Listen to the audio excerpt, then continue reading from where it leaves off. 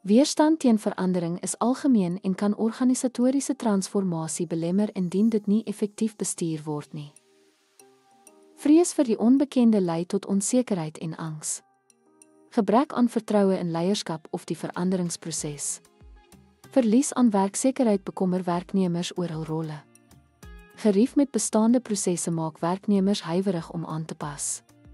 Swak kommunikasie lei tot misverstande en weerstand. 'n Vermeende gebrek aan voordele verminder motivering om verandering te omarm.